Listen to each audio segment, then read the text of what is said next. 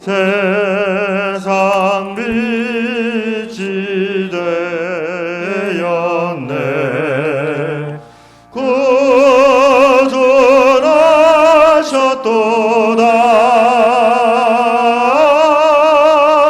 구원하셨도다.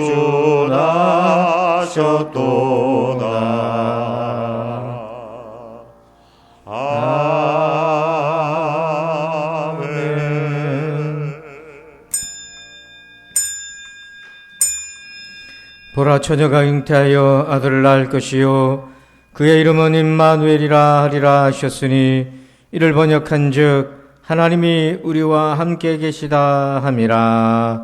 아멘.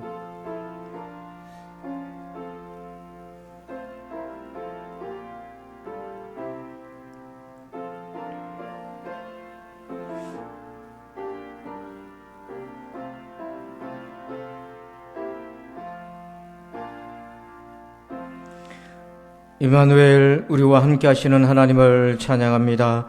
우리의 구원이 되시는 주님을 예배합니다. 신령과 진정으로 예배합니다.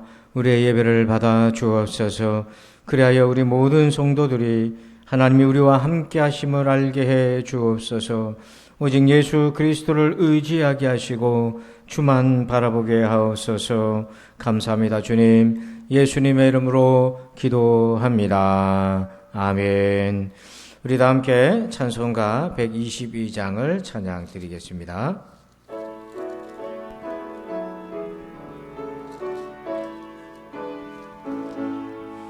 참 반가운 성도여, 다 이리 와서 베들레헴 성 안에 가봅시다. 저 고요에 누이신 아기를 보고 엎드려 절하세, 엎드려 절하세, 엎드려 절하세. 구주나셨네. 저 천사여 찬송을 높이 불러서 이 광활한 천지에 울리어라. 주 하나님 앞에는 영광을 돌려 엎드려 절하세, 엎드려 절하세, 엎드려 절하세. 구주나셨네. 이 세상에 주께서 탄생할 때에 참신과 참사람이 되시려고 저 동정녀 몸에서 나시었으니 엎드려 절하세, 엎드려 절하세, 엎드려 절하세. 구주나셨네. 여호와의 말씀이 육신을 입어 날 구원할 구주가 되셨도다. 내 감사한 찬송을 주 앞에 드려 엎드려 절하세, 엎드려 절하세, 엎드려 절하세. 구주나셨네. 아멘.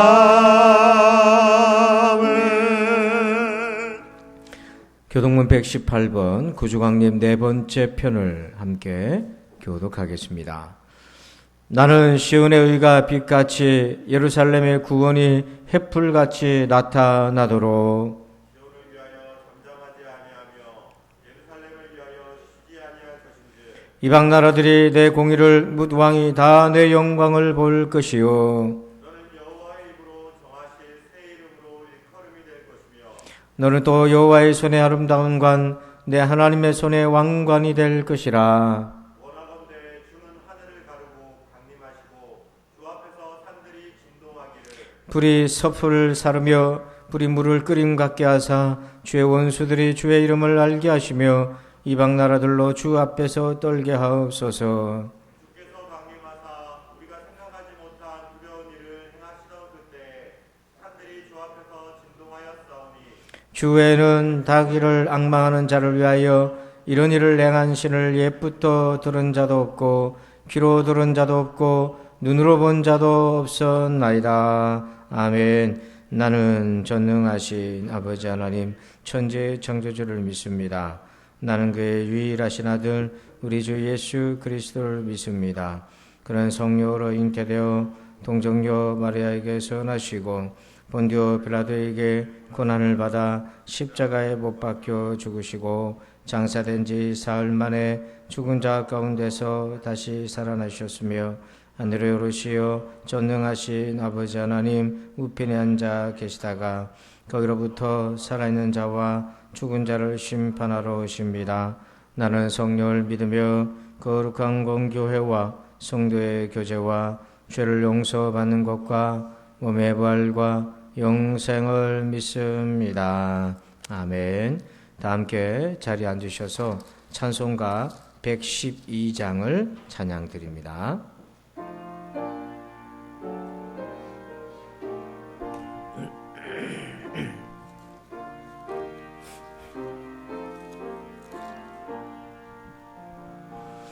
그 맑고 환한 밤 중에 무천사 내려와 그 손에 빌바 들고서 다 찬송하기를 평강의 왕이 오시니 다 평안하여라. 그 소란하던 세상이 다 고요하도다. 무천사 날개 펴고서 이 땅에 내려와 그때에 부른 노래가 또다시 들리니 이 슬픔 많은 세상에 근위로 넘치고 온 세상 기뻐 뛰놀며 다 찬송하도다. 이 괴로움 많은 세상에 짐지고 가는 자 그 엄산 줄령 넘느라 온몸이 고난하 이제야 세상 살 동안 새 소망 가지고 저 천사 기쁜 찬송을 들으며 쉬어라. 예천지에 언능하여 베들레헴 성에 주 예수 탄생하시니 온 세상 주라 저 천사 기쁜 노래를 또다시 부르니 온 세상 사는 사람들 자화답하여다.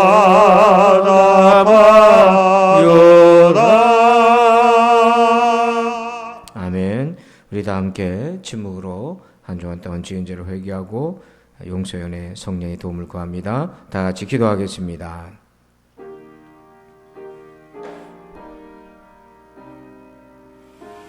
아버지,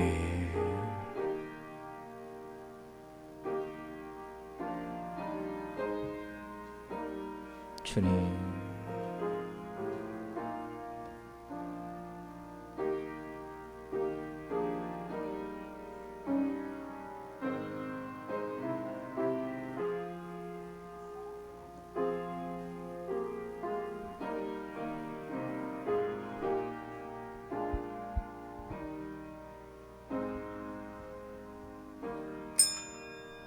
대림절 네 번째 주일 맞아 하나님께 예배드리게 하심에 감사드립니다.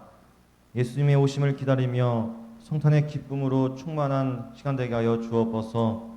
예수님을 그리스도로 고백하는 우리 모두에게 하나님의 은혜를 더하여 주시고 우리 모두가 하나님을 찬양하는 모든 성도 되게 하여 주옵소서. 아멘. 지난 한 주 하나님의 은혜 안에 살았지만 때로는 주님 앞에 나아가지 못한 적이 있었습니까? 혹은 주 뜻대로 산다 했지만 하나님의 말씀과는 거리가 먼 삶을 살진 않았는지 우리 스스로 돌이켜 죄를 고백하오니 우리를 긍휼히 여겨 주시옵소서. 아멘. 이 시간 말씀을 듣습니다. 듣는 자와 전하는 자가 하나님의 은혜 안에 충만한 시간 되게 하여 주옵소서. 아멘. 교회와 담임 목사님을 위해 기도합니다. 담임 목사님에게 비전을 더하여 주시옵시고 주여. 하나님의 은혜로 강건한 역사 있게 하여 주옵소서. 아멘. 그 가정과 사역 가운데 은총을 더하여 주시옵소서. 아멘. 우리 모두 함께 교회와 연합하여서 하나님의 뜻을 이루는 공동체 되게 하여 주옵소서. 아멘. 오늘도 맡은 자리에서 감당하는 모든 직분자들과 또 진행되는 모든 교육부의 일정 속에서도 은혜가 있게 하여 주시며 모두가 한때 단에 연합하여 하나님 뜻을 이루게 하여 주옵소서. 아멘. 코로나19가 점점 심해지고 있습니다. 지금도 병실에서 고생하시는 환우들이 있습니다. 주님. 이곳의 은혜가 동일하게 그들 가운데 함께하여 주옵소서. 아멘. 기뻐하는 자와 함께 기뻐하며 슬퍼하는 자와 함께 슬퍼하는 공동체 예수 그리스도의 구원을 이루는 역사가 이곳 가운데 있게 하여 주옵소서. 아멘. 믿는 자에게 성령 충만을 주신다 하셨사오니 믿음으로 나아갑니다. 영과 진리로 예배드리기를 사모하며 주여. 예수 그리스도 이름으로 기도드립니다. 아멘.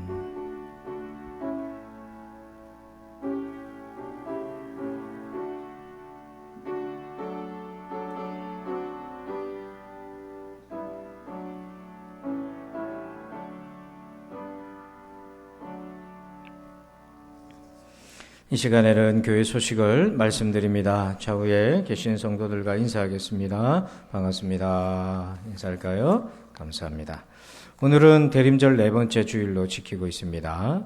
여러분 예배 방역 예절을 5가지 지켜주시고요.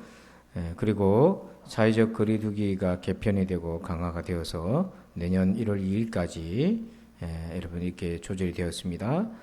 그리고 성탄 행사 광고드립니다. 성탄 축하 예배는 이번 토요일입니다. 이번 주 토요일 오전 11시에 있겠습니다. 그리고 찬양 리허설은 토요일 오전 9시 반에 본당에서 리허설이 있겠습니다. 그리고 우리 그날 오실 때는 선교사 돕기 산타 프로젝트에 참여해 주시길 바랍니다. 우리 선교사님들을 위한 생필품을 여러분들 준비를 해 오셔서 함께 해주시면 고맙겠습니다. 제21회 사무총회 임직 후보 투표 결과가 지난주 나왔는데요. 여러분 피택 장로는 이대선, 피택 안수 입사는 김동아, 한대송, 피택 권사는 김용승, 권영란, 전미애 우리 집단이 각각 되었습니다. 좋은 일꾼 되도록 위해서 기도해 주시길 바랍니다. 목장 공동체는 이번 주부터 방학에 들어가겠습니다. 그리고 여러분 화장실을 이용하시고 문을 잠그고 난 다음에는 꼭 잠겨져 있는지 확인을 해 주십시오. 열쇠가 헛돌 수가 있기 때문에 꼭 확인해 주시고 오늘은 2부 예배 후에 정기 원례가 있겠습니다. 그리고 오늘은 동지방교전도 연합회 원래도 있겠습니다. 나머지 광고는 주보를 참고해 주시길 바랍니다. 이 시간에는 드리신 예물을 위해서 기도하겠습니다. 하나님 감사합니다. 혼란스러운 시절이지만 이렇게 살아올 수 있는 것이 하나님의 은혜임을 고백합니다. 주님, 우리가 주의 은혜 없이 어찌 살겠습니까? 주님의 은혜를 저버리는 어리석은 생각은 내려놓게 하여 주시고 오직 은혜의 주님만 의지하면서 매일 살게 하여 주옵소서. 이렇게 고백하고 결심하며 예물을 드립니다. 하나님 기뻐 받아 주옵소서. 사랑하는 주님, 우리 부산시 성도들에게 복을 내려 주옵소서. 우리의 영혼이 주의 은혜로 충만케 되는 경험을 매일 하며 살게 하여 주옵소서. 구덩이에 빠졌던 요셉, 노예로 팔려간 요셉, 옥에 갇힌 요셉에게 함께 하셨던 그 사랑을 오늘 우리에게도 허락하여 주옵소서. 감사합니다. 주님, 예수님의 이름으로 기도합니다. 아멘. 오늘 주시는 말씀 보겠습니다. 누가복음, 신약성경 누가복음 1장 26절에서 35절입니다. 신약성경 86쪽에 있습니다. 1장 26절에서 35절입니다.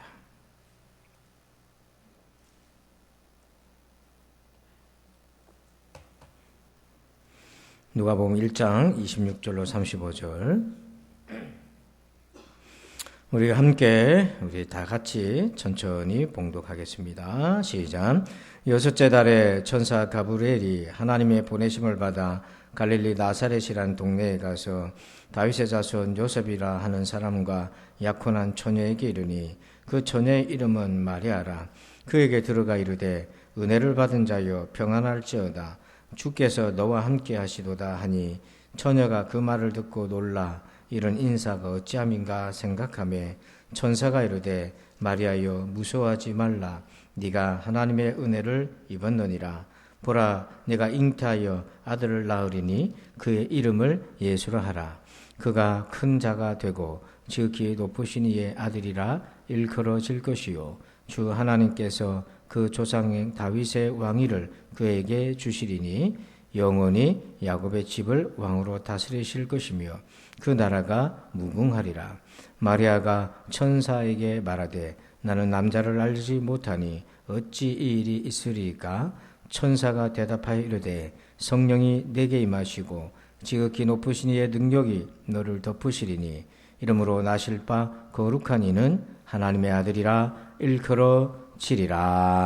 아멘. 할렐루야. 오늘은 고백의 여정 세 번째, 누가의 고백이라는 제목으로 함께 은혜를 나눕니다. 지난 수요일이었는데요. 예배를 마치고 기도하는 가운데 이제 그런 생각이 들었는데요. 여러분들도 좋은 곳에 가거나 혹은 또 맛있는 음식을 먹으면 가족을 맨 먼저 생각하시죠. 다음에는 우리 애들 데리고 와야지. 다음에는 우리 가족이 다 이곳에 함께 놀러 와야지. 구경해야지. 이런 생각을 하지 않습니까? 그런데 그날 수요 예배 설교를 마치고 기도하는 중에 그런 생각이 강하게 들었어요.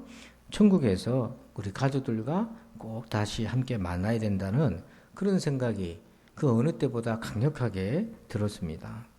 여러분은 먹을 거 좋은 거 먹고 또 좋은 곳에 구경하고 할 때는 가족을 생각하잖아요. 하지만 정작 천국에서 여러분 온 가족이 다시 만나야 되겠다는 그 생각이 여러분 얼마나 간절한지 묻고 싶습니다. 여러분들은 어떻습니까? 여러분들은 그 구원의 간절함이 있으신가요? 성탄은 그 구원의 은혜를 만날 수 있는 가장 좋은 기회입니다. 그래서 원래 성탄은 이것입니다. 요한일서 4장 15절에 보면 누구든지 예수를 하나님의 아들이라 시인하면 하나님이 그의 안에 거하시고 그도 하나님 안에 거하느니라. 오늘 이 말씀에 성탄의 본질은 예수님을 하나님의 아들로 시인하는 것입니다. 예수님이 나의 구원자 되심을 고백하는 날이 성탄인 거죠. 여러분, 그런데 눈으로 보지도 못하는 하나님, 우리가 만지지도 못하는 예수님을 어떻게 하나님의 아들이라고 고백할 수 있겠습니까? 어떻게 그 일이 가능하겠습니까? 그래서 그 답을 오늘 세 번째 누가복음을 통해서 구합니다. 자, 우리 1장 누가복음 28절을 한번 읽어볼까요? 시작. 그에게 들어가 이르되 은혜를 받은 자여 평안할지어다 주께서 너와 함께 계시도다 하니. 아멘. 천사 가브리엘이 마리아에게 찾아와서 했던 말인데요. 은혜를 받은 자여, 이 표현을 주목하세요. 우리가 예수님을 하나님의 아들로 고백할 수 있게 되려면 은혜를 받아야 된다 하는 거예요. 그런데 이 천사는 또 한 번 얘기합니다. 1장 30절에 천사가 이르되 마리아여 무서워하지 말라 네가 하나님께 은혜를 입었느니라. 그러니까 여러분, 우리가 예수님을 하나님 아들로 정말 우리 마음 중심에서 고백할 수 있으려면 반드시 은혜를 받아야 합니다. 은혜라는 말은 세상에서 가장 귀한 거를 값없이 받은 거잖아요. 그게 은혜이지 않습니까? 그러면 그 세상에서 가장 귀한 것을 값없이 받은 그것이 무엇입니까? 우리가 받아야 될 은혜를, 반드시 받아야 될 은혜가 뭡니까? 자, 31절 한번 같이 읽어봅시다. 시작. 보라, 내가 잉태하여 아들 낳으리니 그 이름을 예수라 하라. 마리아가 받았던 가장 귀한 은혜는 뭐냐면 자기가 예수님을 잉태하는 것이었어요. 그러니까 마리아는 하나님의 아들을 잉태하는 은혜를 받았습니다. 여러분, 이게 얼마나 놀라운 은혜인지요. 마리아는 예수님이 하나님의 아들이라는 증거를 자기 몸속에서 가지고 있는 거예요. 자, 여러분, 그런데 우리는 다 마리아가 아니잖아요.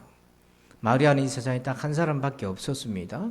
근데 우리는 이걸 어떻게 적용할 수 있습니까? 자, 우리는 복음적으로 이것을 이렇게 적용할 수 있어요. 마리아가 예수님을 잉태했듯이 우리는 예수님의 그 생명 되시는 예수님을 우리가 모시는 거예요. 그래서 우리 안에 예수님이 거하시는 겁니다. 그래서 요한복음 20장 31절에 이렇게 얘기합니다. 우리 같이 읽을까요? 시작. 오직 이것을 기록함은 너희로 예수께서 하나님의 아들 그리스도이심을 믿게 하려 함이요 또 너희로 믿고 그 이름을 힘입어 생명을 얻게 하려 함이니라. 여러분, 우리가 마리아는 예수님을 실제로 잉태했지만 우리는 예수님을 모셔드림으로 하나님의 아들의 증거를 가질 수 있어요. 31절에 보니까 오직 이것을 기록함은, 이 성경 요한복음 그리고 전체 신구약을 기록함은 예수께서 하나님의 아들 그리스도이심을 믿게 하려고. 그러니까 성경의 목적은 예수님이 하나님의 아들이신 것을 우리에게 믿게 하려고 기록했다는 거죠. 그래서 우리가 그렇게 믿으면 또 너희로 믿고 그 이름을 힘입어 예수님의 이름을 의지해서 생명, 이 생명은 천국의 영원한 생명인 거예요. 그 생명을 얻게 하기 위해서 하나님의 이 말씀을 기록했다고 되어 있어요. 그러니까 여러분, 우리가 어떤 은혜를 받아야 되냐면 바로 이겁니다. 예수님이 하나님의 아들이심을 우리가 말씀을 통해 믿는 은혜. 그리고 그렇게 예수님을 믿으면 천국의 영원한 생명이 내 안에 있는 거예요. 그것은 죽어서 가는 생명이 아니라 이미 예수님이 우리의 생명이 되시기 때문에 내 안에 예수님이 계신 거예요. 그래서 여러분, 마리아가 자기 몸 안에 예수님을 잉태했듯이 우리는 우리의 영혼 속에 예수님이 함께 계신 그 증거가 가장 강력한 구원의 증거, 은혜 받은 증거라고 하는 것입니다. 자, 그러면 여러분, 우리가 이런 은혜를 어떻게 받습니까? 우리는 이런 은혜를 어떻게 받을 수 있고 또 우리가 어떻게 예수님을 하나님의 아들로 고백할 수 있겠습니까? 자, 첫 번째는요, 우리 마태복음 1장 19절 한번 읽어봅시다. 시작. 그의 남편 요셉은 의로운 사람이라 그를 드러내지 아니하고 가만히 끊고자 하여. 아멘. 무엇보다도 첫 번째는 쓴 은혜를 먼저 받아야 됩니다. 여러분, 하나님이 주시는 은혜는요, 우리에게 먼저 쓴 은혜로 다가옵니다. 처녀가 잉태를 했으니 당시 누가 그걸 이해할 수 있겠습니까? 그래서 마리아의 남 정혼자인 약혼자인 요셉마저도 마리아랑 헤어지려고 경계하고 있는 거죠. 그러니까 은혜를 받았지만 마리아에게 있어서는 그 은혜가 처음에는 매우 쓴 것으로 다가온 겁니다. 그리고는 마리아가 이렇게 고백해요. 1장 34절에 마리아가 천사에게 말하되 나는 남자를 알지 못하니 어찌 이 일이 있으리까? 어찌 이 일이 있겠습니까? 인간적으로 납득이 안 되는 일이라고 말합니다. 자, 그런데 동시에 우리로서 이렇게 이해할 수 있어요. 이 말씀을 우리 자신 안에 내가 예수님을 모시고 살 수 있는 선함이 내게 없습니다. 우리 자신으로서는 내가 예수님을 모시고 살아갈 수 있는 영원한 생명을 얻을 만한 자격이 나는 없습니다. 이 자신 안에 있는 불가능함을 먼저 발견하는 쓴 은혜를 경험해야 됩니다. 사람에 따라서요, 이거는 시간이 오래 걸릴 수도 있고 그 과정도 고통스러울 수 있고 저마다 다릅니다. 그래서 바울이 이걸 경험했는데요. 빌립보서 3장 9절에 이렇게 얘기합니다. 그 안에서 발견되려 함이니 내가 가진 의는 율법에서 난 것이 아니요 오직 그리스도를 믿음으로 말미암은 것이니 곧 하나님 믿음으로 하나님께로부터 난 의라. 여기 보면 바울이 이렇게 고백하잖아요. 그 안에서 발견되려 함이니. 그러니까 바울은 예수님 안에서 자기가 어떤 사람인지를 발견된 과정이 있었습니다. 사실 그동안 바울은요, 율법 안에서 자기를 발견했었어요. 그래서 빌립보서 3장 6절에 열심으로는 교회를 박해하고 율법의 의로는 흠이 없는 자라. 그러니까 바울이 율법 안에서 자기를 보니까 자기는 흠이 없는 사람, 온전한 사람이라고 여겼던 거죠. 자, 그런데 그가 율법이 아니라 예수님 안에서 자기를 비춰보니까, 자기를 발견했을 때는 자기 인생을 한 단어로는 밖에는 평가할 수밖에 없었어요. 그 한 단어가 뭐였냐면 빌립보서 3장 8절에 나옵니다. 우리 함께 읽어볼까요? 시작. 또한 모든 것을 해로 여김은 내 주 그리스도 예수를 아는 지식이 가장 고생하기 때문이라. 내가 그를 위하여 모든 것을 잃어버리고 배설물로 여김은 그리스도를 얻고. 여기에 그가 그리스도 안에서 자기를 발견했는데 한 단어로 요약을 했습니다. 배설물이라고 하는 거죠. 여러분, 배설물이라고 우리가 번역상 이렇게 조금 유하게 번역이 되어 있지만 아무리 미화시키려고 해도요, 원래 뜻은 뭐냐면 미안한 표현이지만 똥입니다. 그러니까 자기는 그리스도 안에서 맨 먼저 배설물이라는 걸 발견한 거예요. 이게 아주 쓴 은혜였던 거예요. 바울이 바리새인이고 율법을 잘 알기 때문에, 성경을 잘 알기 때문에 그가 아는 성경 구절이 있어요. 신명기 23장 12절 내 진영 밖에 변소를 마련하고 그리로 나가되. 이스라엘이 출애굽해서 광야에서 이동할 때는요, 진영을 갖추고 있습니다. 가운데 성전이 성막이 있고 이제 뺑 둘러서서 12지파가 있는데 변소는 그 진영 바깥에 두었어요. 진영 안에 둘 수가 없었어요. 왜 그랬습니까? 자, 23장 14절 같이 읽어봅시다. 이는 내 하나님 여호와께서 너를 구원하시고 적군을 내게 넘기시려고 내 진영 중에 행하심이라. 그러므로 내 진영을 거룩히 하라. 그리하면 내게서 불결한 것을 보시지 않으므로 너를 떠나지 아니하시리라. 아멘. 불결한 것이었기 때문에, 하나님이 떠나실 수 있는 부분이기 때문에 그 변소를 진영 밖에 두라는 거죠.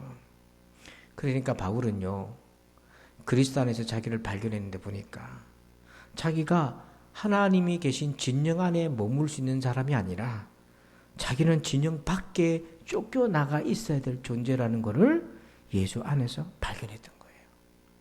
그걸 모른 채 자기는 하나님을 위해서 한다고 열심히 외쳤고, 그걸 모른 채 자기는 나름대로 열심히 살았는데 예수님 안에서 자기를 보니까 자기에게 다가왔던 쓴 은혜는 뭐였냐면 자기는 진영 밖에 쫓겨났어야 되는 배설물이었다는 거예요.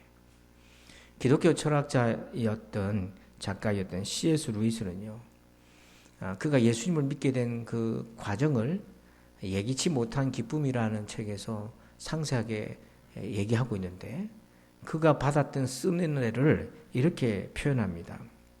나는 처음으로 지극히 실제적인 목적을 가지고 나 자신을 점검해 보았다.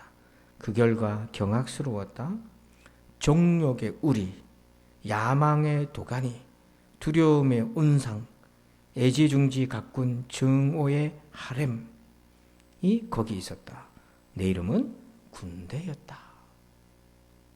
그러니까 이 무신론자였던 철학자 루이스가 예수 안에서 자기를 발견했어요. 자기를 발견하고 보니까 자기는 군대 귀신이었다는 거예요. 이게 바로 그가 주께로 돌아오게 되면서 받았던 첫 번째 쓴 은혜였어요. 여러분은 언제 여러분 자신의 참상을 예수님 안에서 발견했습니까? 바로 이 과정을 거친 이후에 그 다음 은혜가 옵니다. 그게 어떤 은혜냐면 달콤한 은혜가 와요. 자, 우리 빌립보서 3장 9절을 한 번 더 읽어봅시다. 시작. 그 안에서 발견되려 함이니 내가 가진 의는 율법에서 난 것이 아니요 오직 그리스도를 믿음으로 말미암은 것이니 곧 믿음으로 하나님께로부터 난 의라. 여기에 보면 그 안에서 발견되려 함이니라는 부분을 CEV라고 하는 영어 성경 버전에서는 어떻게 번역하고 있냐면 I belong to him. 이 말이 뭐냐면 내가 예수님께 속해 있다는 것을 발견했다는 거예요. 그러니까 첫 번째 쓴 은혜는 자기가 배설물이라는 걸 본 거고 예수 안에서. 그리고 두 번째 달콤한 은혜는 뭐였냐면 자기가 그럼에도 불구하고 예수님에게 속해져 있다. 하나님의 자녀다라는 걸 발견했다는 거예요. 자기가 모든 죄를 용서받고 예수 그리스도를 믿는 믿음을 가진 새 사람, 새 피조물, 하나님의 백성, 새 생명이 되었다라는 것을 발견했다는 거죠. 여러분은 이 구원의 은혜를 우리가 뭘로 설명할 수 있겠습니까? 혹시 여러분 예전에 지금은 안 그렇겠지만 젊었을 때 너무 힘들 때 그런 생각 해보지 않으셨어요? 조선시대 같았으면은 내가 정말 양반집 자녀로 다시 태어나고 싶다. 저도 그런 생각을 어릴 때 한번 해봤거든요. 너무 힘들게 살았을 때. 또 중세 유럽 같았으면은 나 정말 귀족집에서 기공자로 소공녀로 그냥 태어나고 싶다. 여러분 이렇게 기공녀로 태어나고 싶다. 그런 생각 해본 적 없으세요? 오늘날 같으면 나 흙수저가 아니라 나 정말 금수저로 태어나고 싶다.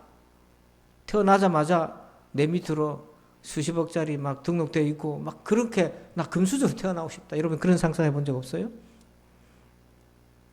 저는 어릴 때 있었어요. 양반집 도련님으로 태어나고 싶은 생각이 있었어요. 연탄 불가로 다니고 막 너무 힘들고 그럴 때 우리 집 왜 이렇게 가난하지 하면서 그런 상상을 하니까 그 순간은 기분이 좋더라고요. 입꼬리가 막 올라가요. 근데 현실로 돌아오면 그만큼 낙폭이 커가지고 더 허탈해져요. 그래서 그 다음부터는 그런 생각 안 했어요. 현실로 돌아오면 너무 허탈해졌어요. 근데 여러분 이것과 견줄 수 없는 은혜가 있습니다. 이 자리에서 우리가 받을 수 있는 은혜가 있어요. 그게 뭐냐면 내가 하나님의 자녀로 다시 태어나는 것입니다. 나는 육으로는 다시 태어날 수 없어요. 나는 육으로 부모를 바꿀 수도 없고 내 나라를 바꿀 수도 없고 내 혈액형도 바꿀 수 없어요. 나의 외모를 바꿀 수가 없습니다. 그런데 내가 하나님의 자녀로는 다시 태어날 수 있어요. 언제 어디서든지. 내가 하나님의 자녀로 태어난다는 것은요 근본적인 변화가 있는 겁니다. 뭐냐면 하나님이 나의 아버지가 되신다는 거예요. 제가 아버지가 되어보니까 육신의 아버지는 참 연약하고 보잘것이 없다는 생각이 들어요. 조금 더 극단적으로 표현하자면 아무것도 아닌 거예요. 근데 내게 하나님이 아버지가 되신다는 거, 이건 전혀 다른 얘기고요. 그리고 내가 죽음을 이길 수 있는 영원한 생명을 내가 얻게 되었다는 것이고 예수 그리스도께서 내 안에 계신다는 것입니다. 이 하나님의 자녀는 나의 영혼을 완전히 바꾸는, 그래서 내 인생의 운명을 바꾸는 사건이라는 거예요. 이 구원의 달콤한 은혜를 가장 적나라하게 잘 고백했던 사람이 사도 바울이에요. 일전에 여러분에게도 나눴던 말씀이지만 한 번 더 강조하고 싶은데 요한복음 1장 4절 한번 읽어볼까요? 시작. 그 안에 생명이 있었으니 이 생명은 사람들의 빛이라. 예수님은 자신을 생명의 빛이라고 말씀하셨어요. 근데 여러분 구원받은 사람은요 어떤 고백이 되냐면, 자 우리 바울을 한번 봅시다. 사도행전 9장 3절, 사도행전 22장 6절, 또 사도행전 26장 13절. 사도행전에서만 바울이 똑같은 간증을 3번 합니다. 똑같은 얘기를 사도행전에서 3번을 반복하는데 각기 다른 상황에서 고백을 해요. 9장 3절에서는 자기가 예수님 만났을 때 고백인데, 사울이 길을 가다가 다메섹에 가까이 이르더니 호련히 하늘로부터 빛이 그를 둘러 비추는지라. 그때는 바울은 예수님을 빛으로 만났다고 돼 있어요. 사도행전 22장 6절에서는요, 예루살렘에서 구타당하고 끌려갈 때 유대인들을 향해서 자기가 간증했어요. 가는 중 다메섹에 가까이 갔을 때 오정쯤 되어 호련히 하늘로부터 큰 빛이 나를 둘러 비치매. 9장의 사건과 동일한 사건인데 고백이 다르죠. 큰 빛이 나를 둘러 비쳤다. 그리고 사도행전 26장 13절은 그가 로마로 가는 과정에서 왕들에게 신문을 받는 장면인데, 거기에서도 똑같이 왕에게 자기의 간증을 합니다. 왕이여, 종호가 되어 길에서 보니 하늘로부터 해보다 더 밝은 빛이 나와 내 동행들을 둘러 비추는지라. 나와 내 동행들을 비추는데 그 빛이 해보다 더 밝은 빛이었다. 자, 여러분, 9장 3절에서는 그냥 빛이라고 되어 있고요. 사도행전 22장에서는 큰 빛이라고 되어 있고요. 사도행전 26장에서는 해보다 더 밝은 빛이라고 되어 있어요. 이 빛이, 구원의 빛이, 빛이신 예수님이 바울의 심령에서 어떻게 되고 있습니까? 점점 더 밝아지고 있잖아요. 점점 더 해상도가 높아지고 있죠. 그가 고난의 순간으로 가고 있는데 그의 영혼은 빛으로 더 밝아지고 충만해지고 있어요. 여러분, 계시록을 한번 읽어본 분은 아실 거예요. 새 예루살렘에는 성전이 없어요. 새 예루살렘에는 성전이 없어요. 왜 없냐면 하나님과 예수님이 성전 되시기 때문에 성전이 없어요. 그리고 새 예루살렘은 어둠이 없어요. 왜냐하면 하나님과 예수님이 빛이시기 때문에. 근데요, 그 새 예루살렘 성이 오기 전에 바울의 심령 보세요. 빛이신 예수님이 함께 하시고 그의 영은 어둠이 없어요. 그리고 그는 고난의 순간에 더 빛나고 있어요. 이게 바로 달콤한 구원의 은혜인 거예요. 우리 신자들의 신앙생활의 목표는 바로 이 사도 바울처럼 구원받았던 9장에서의 구원받았던 내 구원이 고난당하던 22장에서는 큰 빛이 되고, 사람들 앞에서 내 신앙을 증거할 때는 해보다 더 밝은 빛으로 빛나서 시간이 지날수록 그의 구원의 빛은 더 강력하게 빛을 발하는 겁니다. 이게 진짜 살아있는 구원의 은혜인 거예요. 그래서 아더 핑크라는 분은 이렇게 얘기해요. 구원의 확신이란 성경 말씀과 성령의 초자연적인 사역을 통해 자신이 새로운 피조물로 거듭났음을 자각하는 것입니다. 바울은 그 안에 빛, 큰 빛, 해보다 더 밝은 빛이 역사해서 자기가 하나님의 자녀라는 것을 늘 자각하면서 구원의 확신 가운데, 기쁨 가운데 늘 머물렀다는 거예요. 근데 놀라운 거는 고난의 순간인데 빛은 더 밝아졌어요. 그래서 그 고난을 이길 수 있는 거예요. 여러분, 고난을요, 다른 걸로 이기려 하지 마세요. 우리 안에 계신 예수님으로만 이길 수 있는 거예요. 그리고 세 번째, 그러면 어떻게 나에게도 이런 일이 일어날 수 있는가? 자, 누가복음 1장 37절 같이 읽어봅시다. 대저 하나님의 모든 말씀은 능하지 못하심이 없느니라. 아멘. 어떻게 그럼 나도 이 큰 은혜, 이 달콤한 은혜를 받는가? 무엇보다도요, 말씀을 경험해야 돼요. 마리아도 이 말씀으로 그리스도를 잉태했거든요. 우리가 어떻게 예수님을 하나님의 아들로 믿고 회개하고 죄사함 받고 성령으로 중생할 수 있습니까? 그 첫 번째가 말씀 듣는 거예요. 그래서 베드로 전서 1장 23절 한번 봅시다. 읽어볼까요? 시작. 너희가 거듭난 것은 썩어질 씨로 된 것이 아니요 썩지 아니할 씨로 된 것이니 살아있고 항상 있는 하나님의 말씀으로 되었느니라. 이런 빨간 것만 한번 보세요. 내가 거듭난 것은 하나님의 말씀으로 된 거다. 그럼 여기서 말하는 하나님의 말씀은 무엇입니까? 베드로전서 1장 25절에 보니까 오직 주의 말씀은 세세토록 있도다 하였으니 너희에게 전한 복음이 곧 이 말씀이라. 복음이 무엇입니까? 예수님이 하나님의 아들이라는 거고, 그를 믿는 자는 구원을 받는다는 것이고 하나님의 나라가 임한다는 거, 이게 복음이잖아요. 이게 하나님의 말씀이잖아요. 그러니까 우리가 거듭나는 것, 이 복음의 말씀을 통해서 거듭나는 거죠. 여러분, 복음에는 능력이 있어요. 로마서 10장 17절에 그러므로 믿음은 들음에서 나오고요, 들음은 그리스도의 말씀 복음으로 말미암았느니라. 그러니까 말씀을 듣는 사람은, 말씀은 어떤 능력이 있느냐면 듣는 자에게는 믿음을 주시는 거예요, 하나님이. 근데 그냥 듣는다고 믿음이 생기는 게 아니에요. 말씀을 듣는 시간에 딴 생각을 하고 졸고 이러면 어떻게 믿음이 생겨요? 그럼 어떻게 들어야 됩니까? 마태복음 13장 23절이에요. 한번 읽어볼까요? 시작. 좋은 땅에 뿌려졌다는 것은 말씀을 듣고 깨닫는 자니 결실하여 어떤 것은 100배, 어떤 것은 60배, 어떤 것은 30배가 되느니라 하시더라. 아멘. 말씀을 어떻게 들어야 되냐면 듣고, 착한 마음으로 듣고 깨달아야 돼요. 깨닫는다는 그 말씀을 자기에게 적용을 하는 겁니다. 말씀 앞에 자기 양심을 비추는 거야. 그 깨닫는 과정에서 성령께서 도와주시거든요. 그렇게 하면 100배, 60배, 30배 말씀에 따라서, 내 상황에 따라서 열매가 맺혀져요. 그 듣고 깨닫는 결실의 열매가 뭐냐면 믿음인 겁니다. 믿음이 생겨지기 시작하는 거예요. 그래서 여러분 가운데 나 믿음 잘 안 자라는 것 같다라는 생각이 자꾸 드는 분들은 내가 주님의 말씀을 어떻게 듣고 깨닫고 있는지 돌아보시면 돼요. 제가요, 말씀 사역을, 설교 사역을 지금까지 해보면 얼마나 많이 했겠습니까만은, 성도들이 어떻게 은혜를 받았는지, 말씀이 어떻게 도전되는지 그걸 어떻게 알겠습니까? 말을 안 하면 모르잖아요. 그런데 어떤 분이 저한테 그런 얘기를 해요. 말씀을 듣고 정말 자기가 결실을 했는데 말씀을 듣고 회개를 하고 돌이키고, 그리고 다시 잘못된 것들을 바로 잡아가는데 놀랍게도 그 말씀이 나를, 죽어가는 나를 살렸다, 그런 얘기를 하는 거예요.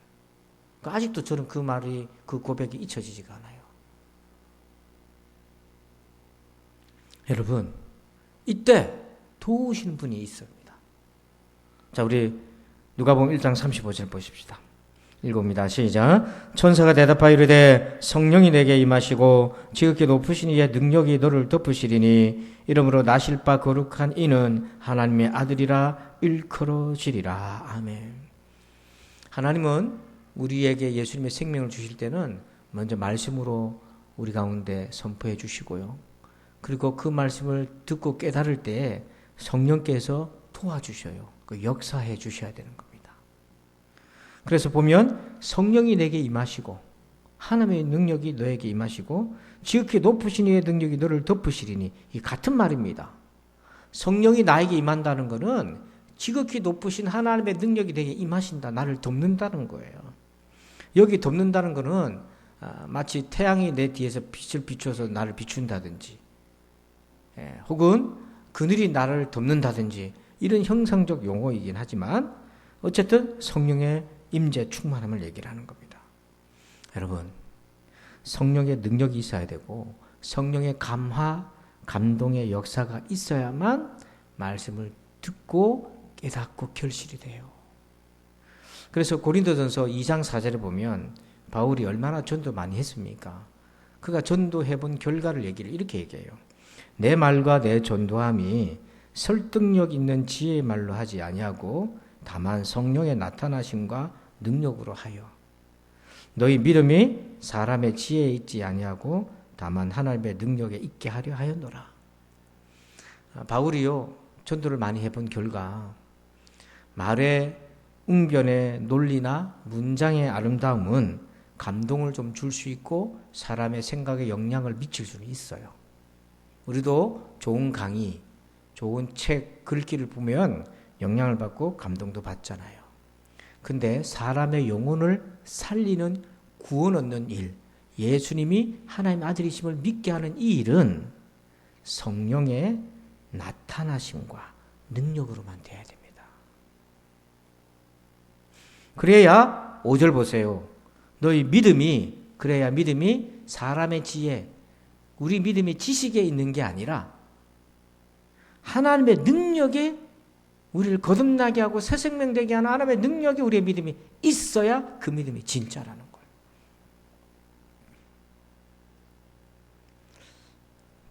그래서 우리가 기도해야 되는 거예요. 말씀을 전하는 저도 기도하지만 듣는 여러분들도 기도로 무장해야 돼요. 성령님, 오늘 성령께서 나를 감화 감동시켜 주셔서 내가 좋은 마음으로 말씀을 듣게 하시고 들을 때 그 말씀을 깨닫게 해주시고 그래서 결실의 열매를 거두는데 그게 100배, 60배, 30배로 믿음의 열매를 거두게 도와주세요. 이 일이 매 순간순간 우리에게 진행되고 연속되어야 돼요. 그래서 폴 워셔라는 목사님이 이런 얘기를 했습니다. 우리는 복음이 믿기 어려운 메시지라는 사실을 기억해야 된다. 성령의 은혜롭고 강력한 역사가 없으면 사람들이 믿기는커녕 우리 말에 귀를 기울이지조차 않을 것이다. 여러분, 예수님을 하나님의 아들로 만나고 싶은 우리 모두에게 꼭 필요한 것은 바로 성령의 감화, 감동의 능력인 거예요. 사랑하는 성도 여러분, 우리가 어떻게 예수님을 하나님의 아들로 시인할 수 있습니까? 자, 우리 누가복음 1장 28절을 끝으로 한번 읽어볼까요? 시작. 그에게 들어가 이르되 은혜를 받은 자여 평안할지어다 주께서 너와 함께 하시도다 하니 아멘. 은혜 받아야 됩니다. 은혜를 받아야만 우리가 예수님을 하나님의 아들로 고백할 수 있어요. 그 은혜는 무엇입니까? 4가지입니다. 꼭 기억하세요. 쓴 은혜로 된다. 두 번째는 달콤한 은혜로 된다. 세 번째는 말씀으로 된다. 네 번째는 성령으로 된다. 그러므로 여러분, 우리 은혜 받읍시다. 은혜 받읍시다. 은혜 받읍시다. 기도합니다. 하나님 감사합니다. 우리 모두가 은혜 받기를 소원합니다. 그리하여 이번 성탄에는 예수님을 하나님의 아들로 고백하는 우리 모두가 되게 하여 주옵소서. 감사하며 예수님의 이름으로 기도합니다. 아멘. 우리 다 함께 자리에 일어나셔서 송령 60장을 찬양 드리겠습니다.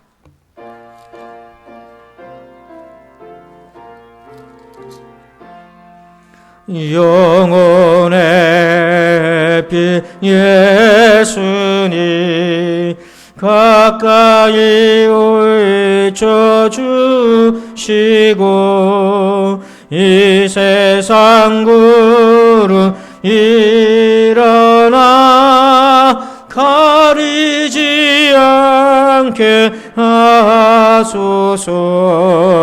이 눈에 단자 오기 전 고요히 주를 그리며 그 주의 품에 안기니 한없이 평안합니다. 잠 깰 때 주여 오셔서 나에게 복을 주시고 주님의 사랑 안에서 언제나 살게 하소서. 아멘.